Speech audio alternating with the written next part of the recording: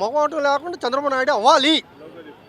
ఒక అమ్మ నాన్నకి పుట్టినోడు ఎవడైనా లోక జ్ఞానం కలిసిన వాడు ఎవడు ఉన్నా కూడా ఎవరు అభివృద్ధి చెందాడు, ఎవరికి పని సంకల్పించాడు, ఎవరికి దారి చూపించాడు అన్నది ప్రజలు తెలుసుకుంటే చాలు. ఎవరో ఇస్తాడు ఏదో చేస్తాడని కాదు, మాకు పని కల్పిస్తే చాలు. ఎక్కడుంది పని? 3,200 రూపాయలు ఇసుకుని 11,000 12,000 పెట్టి ఇసుకునే పరిస్థితి వచ్చింది.